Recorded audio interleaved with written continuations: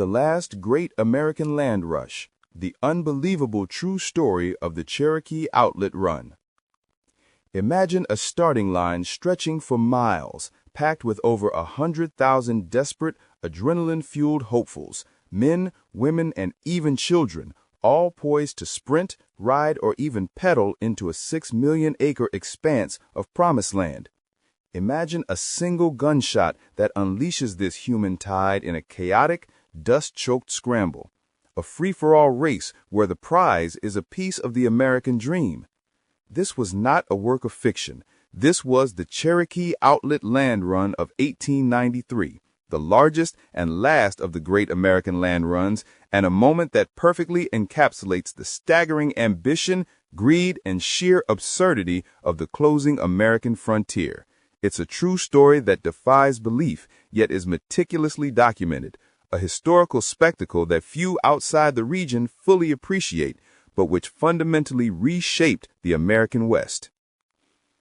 The vast stretch of territory was known as the Cherokee Outlet, or the Cherokee Strip. It was a monumental ribbon of grassland, over 225 miles long and 57 miles wide, bordering Kansas and stretching across what would become the northern part of Oklahoma. For decades, it had served as a vital asset and a buffer zone for the Cherokee Nation, who had been forcibly marched onto this land from their ancestral homes in the southeast along the infamous Trail of Tears. The U.S. government had guaranteed the Cherokee Nation ownership and use of this land primarily for grazing their herds and providing a route to western hunting grounds in perpetuity. But the word perpetuity has always had a short shelf life when it clashes with American expansionism. By the 1880s, the land-hungry American public, spurred by the myth of boundless opportunity and the government's relentless policy of westward expansion, began to view the unpopulated outlet as idle land ripe for settlement.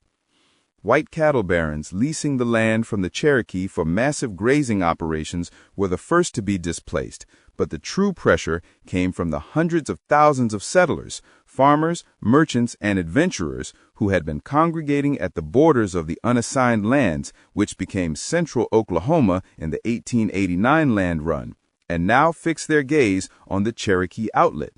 These settlers, collectively known as boomers, lobbied Congress mercilessly, arguing that it was un-American for such fertile land to be reserved for a Native American nation that, in their view, was not utilizing it to its full potential.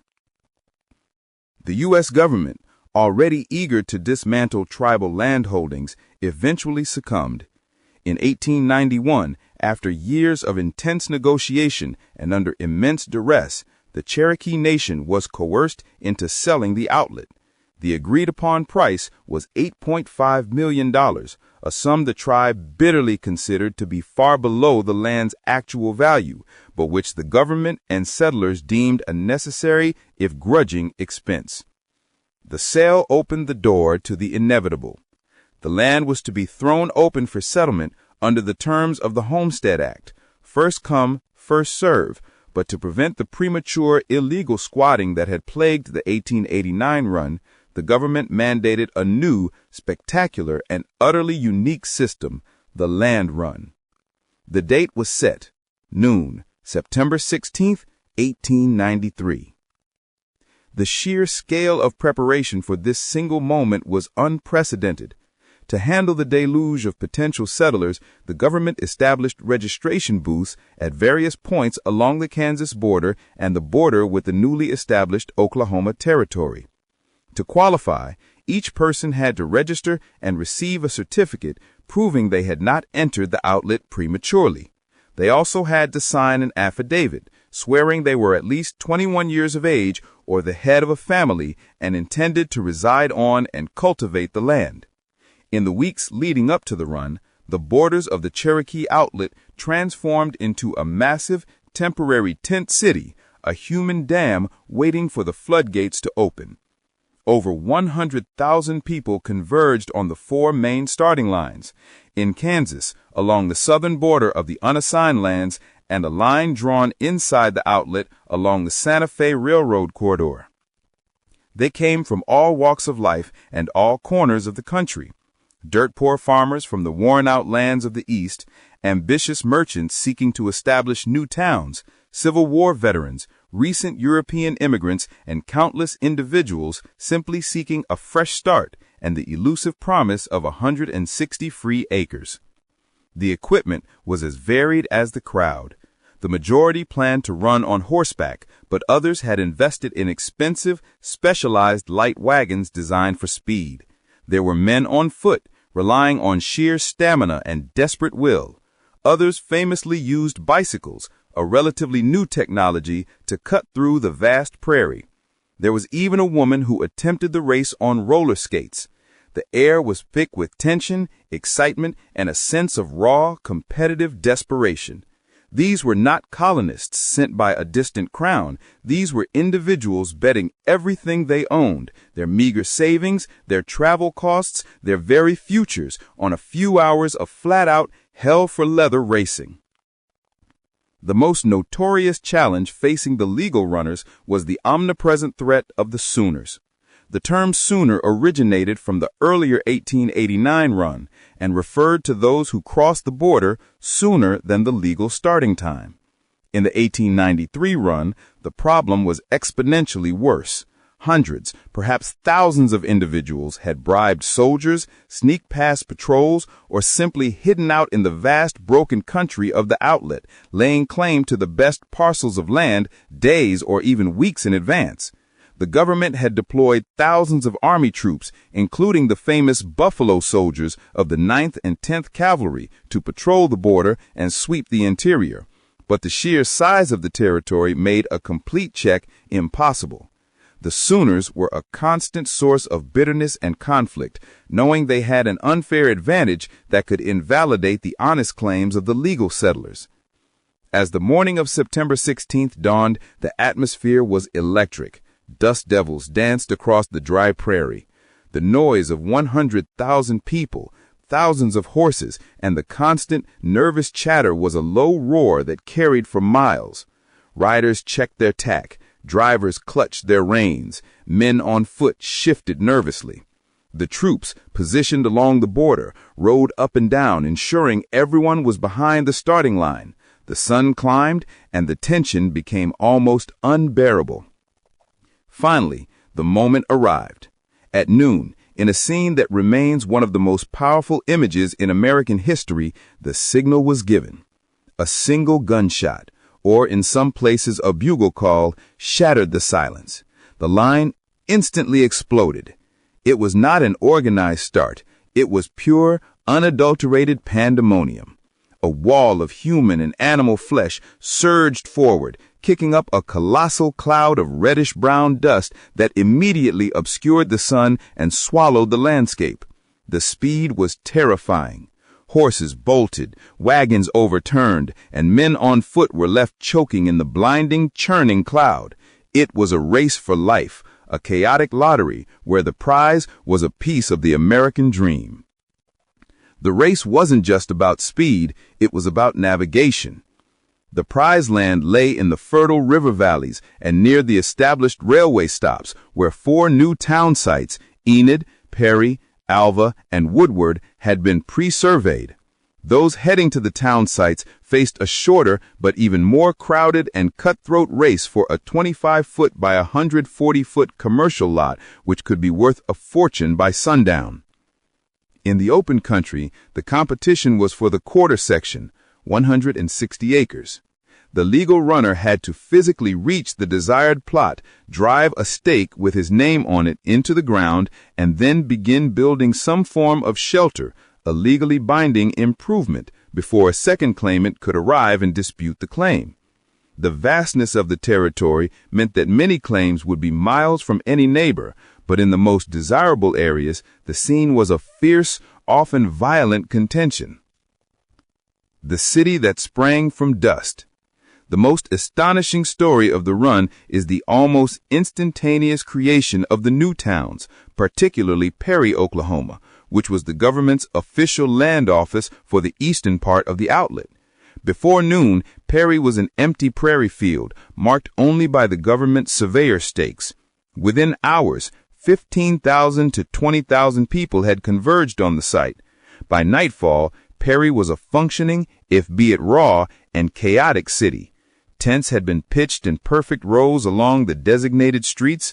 Makeshift businesses, saloons, food stands, a newspaper office, and even a bank operating out of a tent were already open for trade. The speed of urbanization was breathtaking. A vibrant, functioning, if lawless, American city created in a single afternoon by the sheer force of human will and opportunism. The problems, of course, were immediate and immense. Water was scarce. Law and order were non-existent, and disputes over claims were ubiquitous. The major conflict centered on the Sooners. At the town sites, a legal runner might plant his stake on a prime lot only to be the dust of the great run settled, but the legal and human battles had only just begun. The chaotic, adrenaline-fueled sprint was merely the first act. The second was a long, grinding war of attrition waged in the overcrowded, sweltering federal land offices and the unforgiving prairie courts. The true heart of the conflict lay in Perry, Oklahoma, which had become the nexus of bureaucracy and desperation. What had been a tent city the night of the run quickly developed into a bewildering maze of hastily constructed shanties and official buildings. The local land office, initially a large tent, was soon housed in the most imposing building in town, a structure barely capable of withstanding the immense pressure of the thousands of contested land claims filed within its walls. The first few months following September 16, 1893, were defined by the single word contest. Every successful claim, the 160 acres staked in the dust, was vulnerable. The Sooners, who had slipped across the line prematurely and claimed the most valuable parcels, now had to defend their fraud. The legal runners, knowing they had been cheated, filed thousands of contest claims, challenging the legal right of the first man who drove a stake. This created a legal logjam of epic proportions.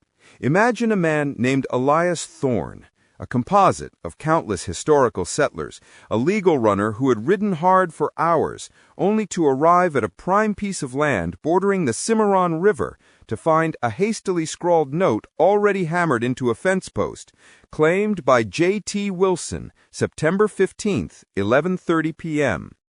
Thorne had the government certificate, the honorable intentions, and the sweat of his honest run, but Wilson, the Sooner, had a stake in the ground and a rifle.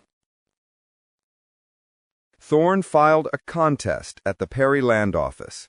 The line for the filing clerk snaked around the block, and the air inside was thick with the smell of sweat, unwashed bodies, and simmering rage.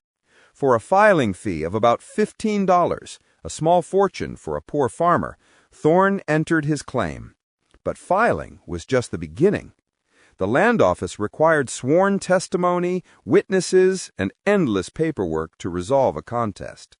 The key question was always the same. Did the claimant enter the outlet before noon on September 16th?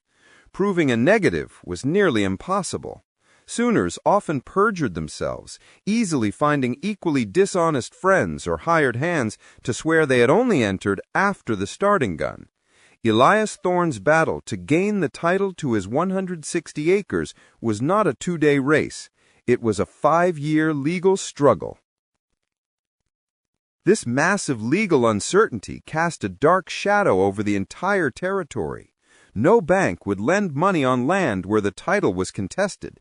This meant that thousands of settlers, honest and dishonest alike, couldn't secure the loans needed for seed, farm equipment, or lumber for a proper house. They were forced to subsist in dugouts carved into the earth, or small, leaky sod houses, perpetually teetering on the edge of financial ruin, while their fate was decided by a perpetually overworked and often corrupt land office clerk.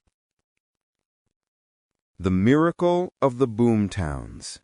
Despite the chaos in the country, the pre-surveyed town sites featured rapid development. The Santa Fe Railroad had played a central role.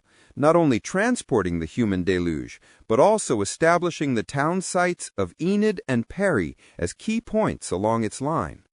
The first newspapers in the new towns, like the Perry Chief and the Enid Eagle, were printed just days after the run, operating out of temporary shacks. They were crucial. They published lists of claims, offered legal advice, and most importantly, provided a sense of community and stability amidst the anarchy. The town of Enid offers a legendary anecdote of early frontier audacity. When the Santa Fe Railroad came through, they refused to build a depot at the official government-designated town of Enid, instead placing one 5 miles away at a location they had pre-selected. Their goal was clear: to force the settlers to abandon the legal town and move to the railroad's chosen site, thereby enriching the railroad's own landholdings. The settlers' response was furious and distinctly American. They decided to move the town itself. In a spontaneous act of collective will, they literally picked up their shanties and tents and dragged them across the prairie to the railroad depot. But the railroad still refused to stop their trains at the hastily re-established settlement. In response, a mob of settlers began to dynamite the railroad tracks every time a train approached, forcing it to stop for emergency repairs. The railroad quickly capitulated, building a permanent depot at the relocated town. This defiance, the refusal to be bullied by corporate power, was a hallmark of the pioneer spirit. Within a year, the most successful boomtowns featured wooden sidewalks, permanent banks, churches, schools, and even opera houses. The American capitalist dream was playing out at hyperspeed, funded by the hope of the new arrivals and the relentless influx of goods by the railroads. Yet, for every town lot sold or claim secured, there was a personal tragedy playing out on the harsh 160 acres of the claim. The settlers had arrived in the relative comfort of early autumn. The land was dry but manageable. They spent the fall digging their dugouts and breaking the tough sod to plant winter wheat. Then the prairie delivered its first test, the winter of 1894-95. A series of brutal blizzards swept down from the north, trapping settlers in their flimsy sod houses for weeks. Cattle froze where they stood.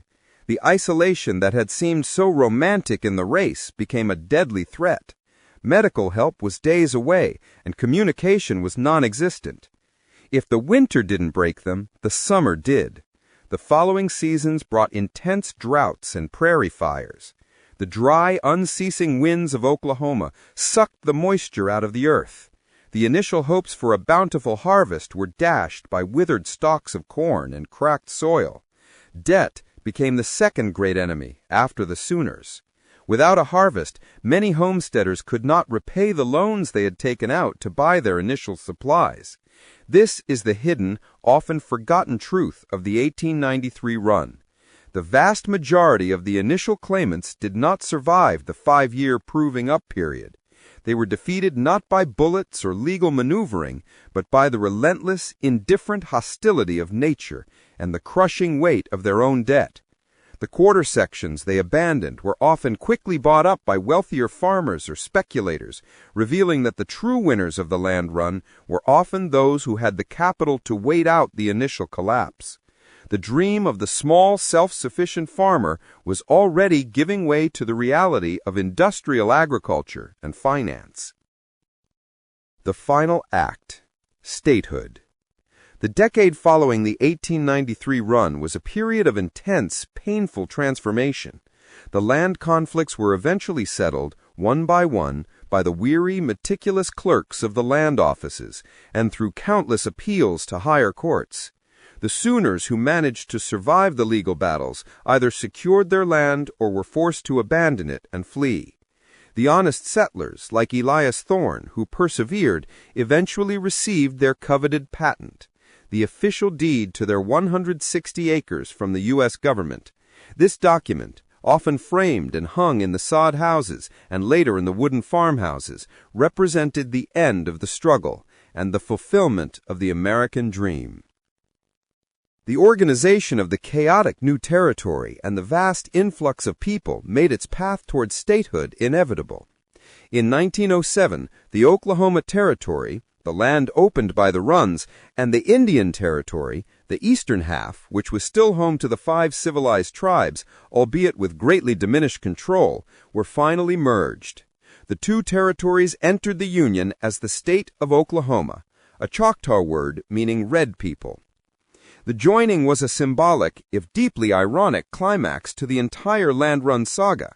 The state was named with a Native American word, yet its very existence was the result of a policy designed to strip Native Americans of their land and open it to settler colonization.